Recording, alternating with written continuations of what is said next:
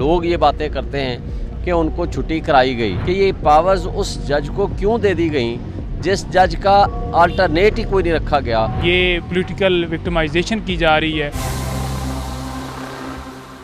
अस्सलाम वालेकुम नाज़रीन, मैं हूं सरदार तैयब खान और आप देख रहे हैं GN+। नाज़रीन, इस वक्त मेरे साथ मौजूद है सीनियर कानूनदान शुएब शाहीन साहब। शुएब साहब, ये फरमाइएगा कि आज जज साहब छुट्टी पे चले गए, साइफर केस की समाप्त उन्होंने करनी थी, क्या वजह समझते हैं, क्यों छुट्टी पर गए हैं?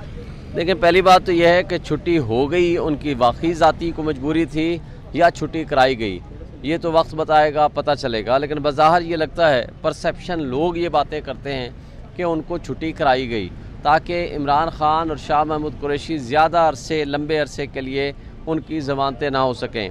और ना सिर्फ एक दिन या 2 दिन की छुट्टी, पूरे हफ्ते की उनकी छुट्टी है 8 तारीख तक। और सैटरडे संडे, वैसे ही संडे छुट्टी है, सैटरडे को वो आते नहीं हैं। तो इस लिहाज से मैं समझता हूँ कि ये बड़ी तकलीफ़ दे बात है कि अल्लाह ताला ने इंसान को आज़ाद पैदा किया है कि अगर क़ानून के मुताबिक किसी की ज़मानत वक्त पे हो सकती है तो उसको सिर्फ इस वजह से अंदर रखना कि जनाब वो जज साहब छुट्टी पे हैं, और जो ड्यूटी जज हैं या एडमिनिस्ट्रेटर जज हैं उनको कहते हैं कि बज़ाहिर अभी 12 बजे रखा है कि जी पावर ही नहीं है सुनने की। तो फिर ये निज़ाम इंसाफ के ऊपर सवालिया निशान उठता है कि ये पावर्स उस जज को क्यों दे दी गई जिस जज का अल्टरनेट ही कोई नहीं रखा गया।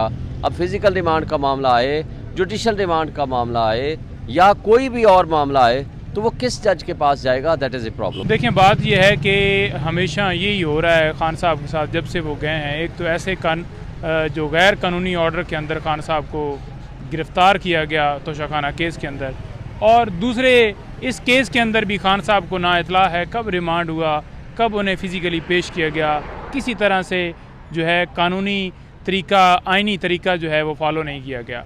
आज फिर एक ऐसा ही बहाना बनाया गया छुट्टी का। इतनी लंबी छुट्टी, हम तो ये समझ रहे थे कि हो सकता है आज जज साहब छुट्टी पे हों, लेकिन उन्होंने कहा कि जनाब पूरा हफ्ता ही जज साहब छुट्टी के ऊपर है। तो ऐसी क्या मजबूरी है कि वो जो उन्होंने बताया भी नहीं और एक लंबी छुट्टी पे चले गए हैं। बेसिकली तो ये सिर्फ़ और सिर्फ डिले किया जा रहा है खान साहब को अंदर रखने के लिए। ये पॉलिटिकल विक्टिमाइजेशन की जा रही है, कोई तुक ही नहीं बनता। आज हमने जो ड्यूटी जज थे उनको दरख्वास्त दी, बाकायदा तौर पर उन्हें रिक्वेस्ट की कि आप इस केस की समाअत करें।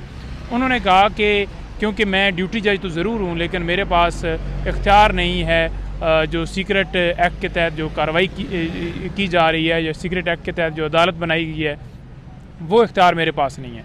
तो इस वजह से जो है वो हमने दरख्वास्त जो है वो वापस ले ली है, और अब देखते हैं कि इसमें हम हाई कोर्ट में जाते हैं, ये क्या आगे प्रोसीडिंग होती है। तो अभी जो सब से एक साथ जो आपने दरख्वास्त दी वो आपने वापस ली, जो 12 बजे ने बुलाया था वो अब मतलब नहीं होगा? जी नहीं, वो नहीं होगा जी, बिल्कुल जी। सर, ये बता दीजिए कि खान साहब से आपकी मुलाकात हुई वकला टीम की, खान साहब की क्या जज्बात है, कौम को ज़रा बताइएगा कि वो क्या कह रहे हैं, और उनको बताया होगा अपने केस से रिलेटेड कि अभी उनको साइफर में गिरफ्तार किया और जो 185 मुकदमात हैं कहीं भी उन्हें ज़मानत या बेल नहीं दी जा रही, इस पर क्या कहेंगे? देखें, मैंने पहले भी गुजारिश किया है कि उन्हें पता ही नहीं है कि मैं इस केस के अंदर गिरफ़्तार हूँ।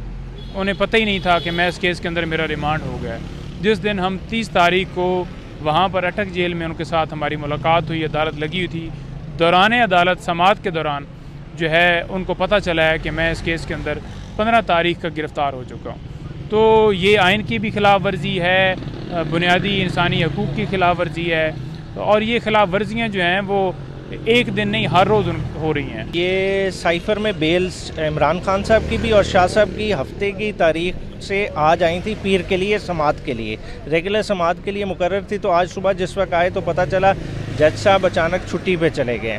चले, छुट्टी पे जाना तो होता रहता है, अचानक कंटिजेंसी बनती रहती है, मगर जो सबसे बड़ी प्रॉब्लमेटिक बात आई कि ये बेसिकली बुनियादी तौर पे हसनात साहब ATC के जज हैं, उनकी कोर्ट को डेजिग्नेट किया गया है अंडर ऑफिशियल सीक्रेट एक्ट, और जब वो कोर्ट को डेजिग्नेट किया गया, उस कोर्ट का कोई और काम टेकअप नहीं कर सकता अनटिल एंड अनलेस उसका ड्यूटी जज नॉमिनेट करें।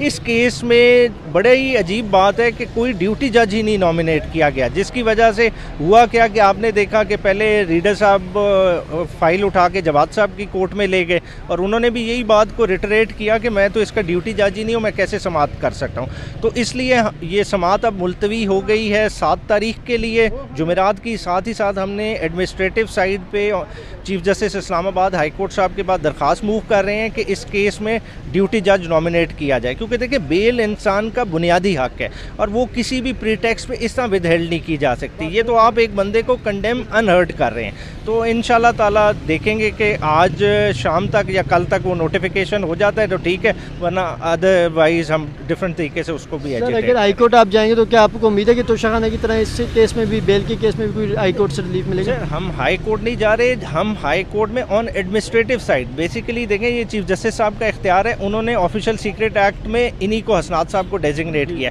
तो ड्यूटी जज को भी डेजिग्नेट करना उनका काम है। हम तो बेसिकली रजिस्ट्रार ऑफिस की एक ओमिशन को पिन पॉइंट कर रहे हैं कि जिस वक्त ये कोर्ट डेजिग्नेट की गई थी, साथ ही साथ इसका ड्यूटी जज भी डेजिग्नेट करना चाहिए था, मगर वो किन वजूहात की बिना पे नहीं किया गया, ये इसको उनको प्रोब इन करना चाहिए।